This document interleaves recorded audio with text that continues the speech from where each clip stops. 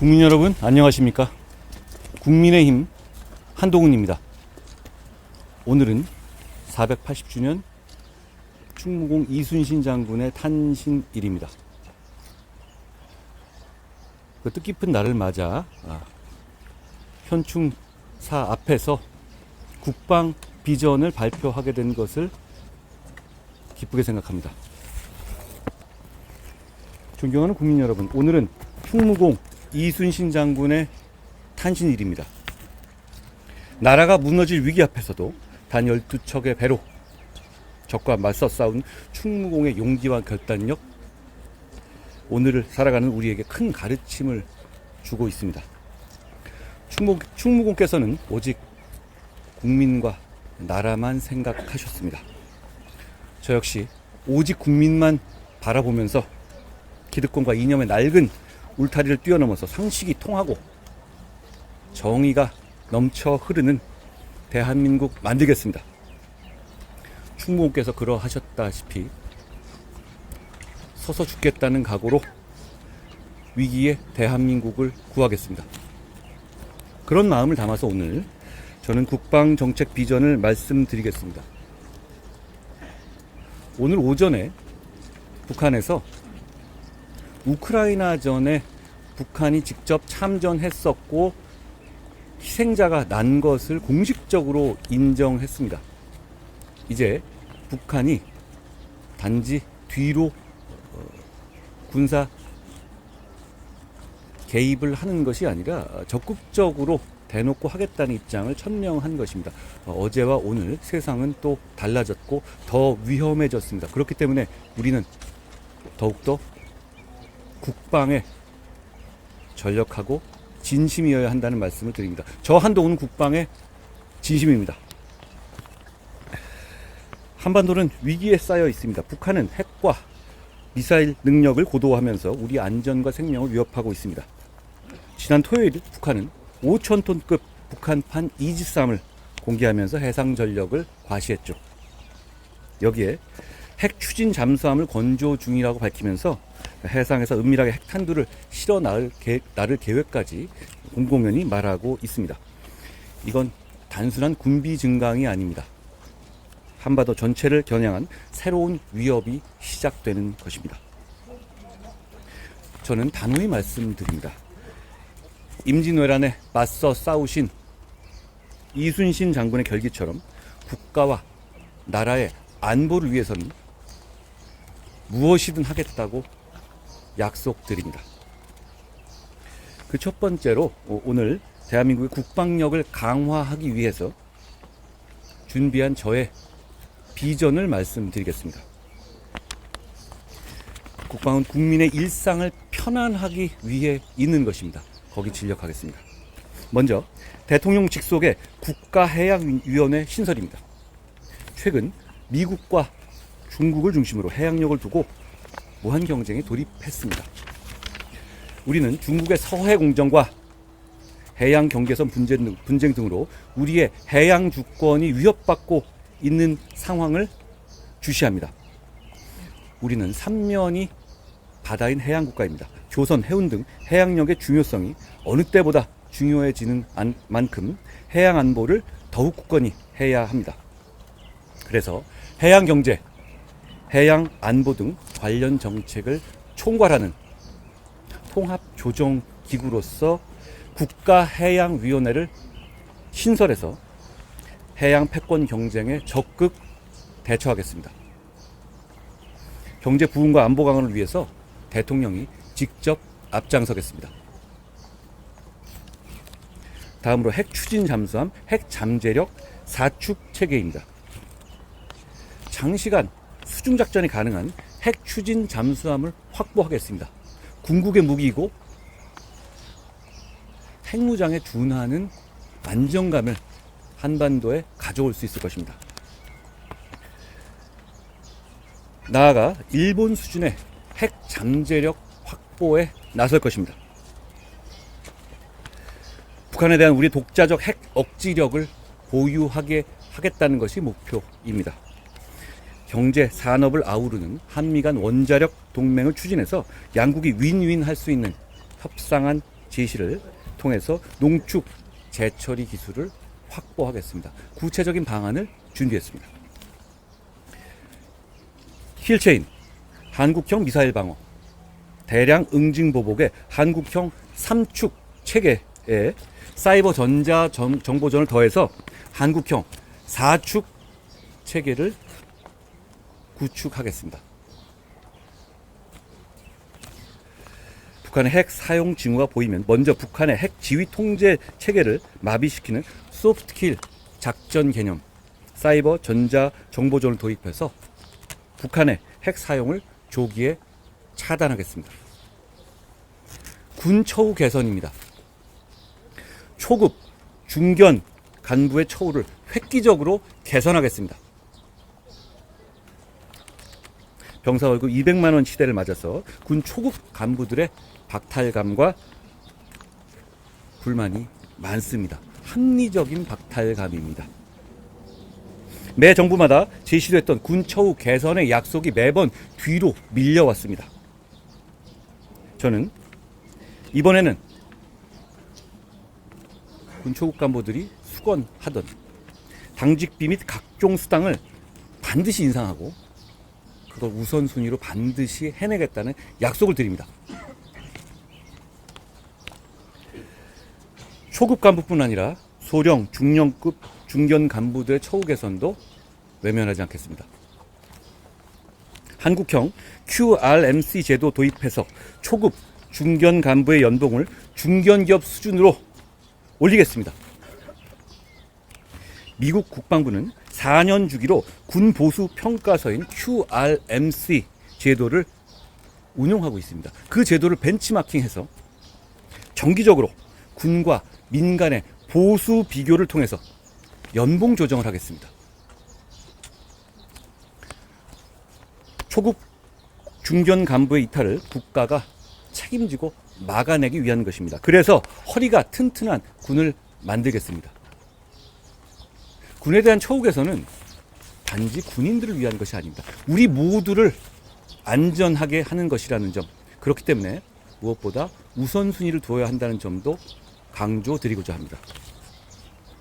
아울러 우리 안보를 지키기 위해서 헌신하신 참전 용사분들과 예비역분들에게 합당하고 정당한 예우를 하겠습니다.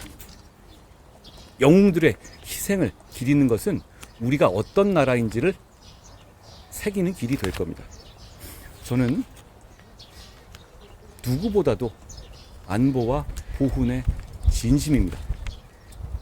지난 당대표 선거 때 이어서 이번 대선 경선에서도 저는 후원회장으로 연평해전의 영웅 한상국 상사님의 유족 김한나 여사를 제 후원회장으로 모셨습니다. 제가 약속한 보훈과 국방에 대한 약속을 지킬 때까지 저는 말씀드리고 또 말씀드리고 실천할 것이라는 약속을 드립니다. 방산 관련한 말씀을 드립니다. K방산 수출을 오케스트라의 지휘자는 대통령이어야 합니다. 제가 그렇게 하겠습니다. 대통령실에 방위산업비서관을 신설할 것입니다. 지금은 방산의 최대 전성기를 맞이하고 있죠. 물 들어올 때 놓져야 합니다. 그럼에도 불구하고 관련 업무가 각 부처에 산재되어 있어서 업무의 비효율성이 나타나고 있습니다. 방산과 관련된 주요 부처의 업무를 통합 관리할 수 있는 컨트롤 타워 만들 필요가 있습니다. 그래서 대통령이 K방산 수출 오케스트라를 직접 지휘하겠습니다.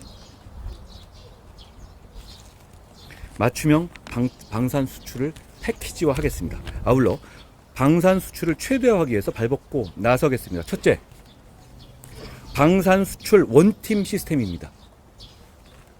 글로벌 시장에서의 국내 방산업체 경쟁력 제고를 위해서 방산 수출의 주요국 주재 공간과 정부, 방산업체 간 조직적 원팀 활동을 시스템적으로 구축하겠습니다.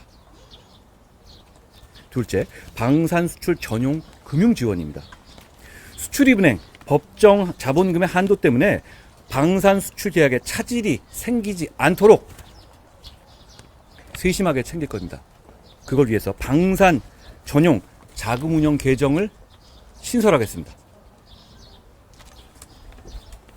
셋째, K방산이 세계로 원활히 뻗어나갈 수 있도록 정부가 직접 나설 겁니다. 먼저 미국 시장을 공략하기 위해서 필요한 RDPA 상호 국방 조달 협정 체결을 조속히 추진하겠습니다.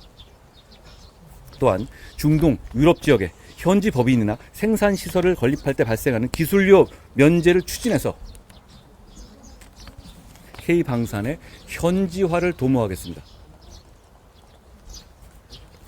국방 AI 기반 항공 우주 기술 강국에 관한 말씀을 드립니다.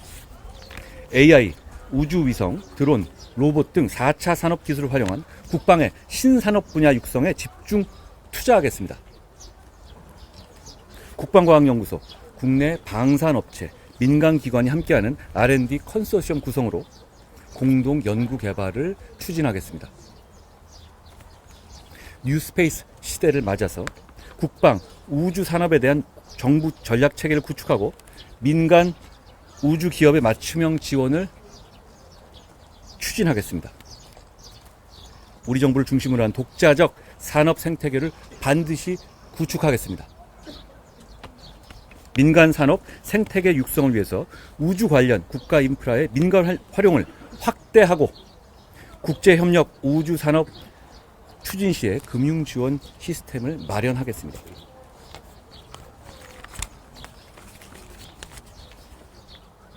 존경하는 국민 여러분, 저는 현충사에 오면 이순신 장군의 장검을 늘 생각합니다. 거기 한번 휘둘러서 산하를 적들의 피로 물들인다는 문구가 적혀 있죠. 우리는 전쟁을 좋아하지 않는 사람들입니다. 그러나 우리 국민과 대한민국의 안전을 지키기 위해서라면 두려워하지 않고 뭐든 하면서 스스로를 지켜왔던 민족이죠. 제가 여러분들이 안심할 수 있도록 그 일을 하겠습니다. 여러분이 안심하고 일상을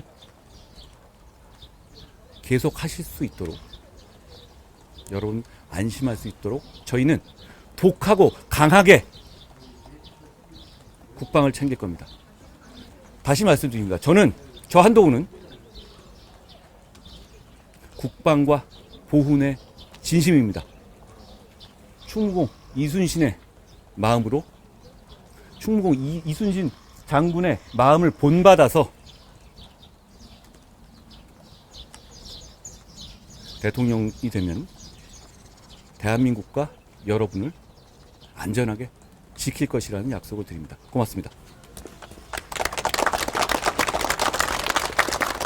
어차피 정책 관련돼서는 저희가 길게 조금 이따 받을 거니까 요거 공약 말고 혹시 질문 먼저 받겠습니다. 몇 개만요. 네, 성경선 2차 투표 마지막 날 충청지역 하시신 이유에 대해서 간략하게 말씀해 주세요. 일단 오늘 충무공 탄신일이고요. 그리고 저는 정책이 대단히 중요하다고 생각해요. 제 정책 중에 큰 부분을 차지하고 자신 있게 말씀드릴 수 있는 부분이 바로 국방과 보훈입니다. 충무공의 정신을 기리는 장소에서 이런 국방과 보훈 정책을 말씀드리는 것이 또 국민들을 더 잘 설득할 수 있겠다는 생각에 여기에 오게 됐습니다. 네, 대표님 채널에 이순신의 안녕하세요. 영양제 비대위원장께서 장대철 회장한테 이제 단일화를 만들어달라고 부탁했다 이런 보도가 나왔는데 당 지도부에서 경선이 진행 중인데 좀 거기에 개입하는 거 아니야 이런 얘기도 나오거든요. 적절하지 않습니다.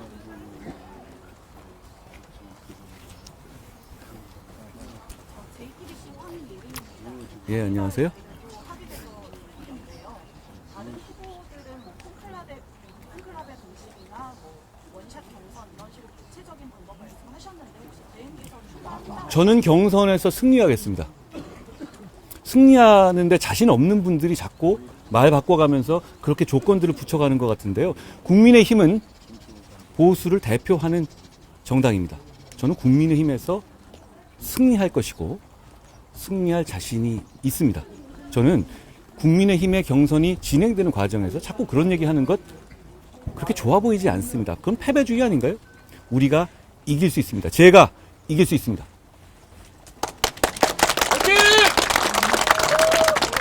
대전 MBC의 이승복 기자라고 안녕하세요. 합니다. 충청도에 오셨으니까 지역 이슈 여쭤보려고 하는데 이번 대선의 가장 충청적 이슈 중에 하나가 세종시로의 행정수 이전 문제입니다.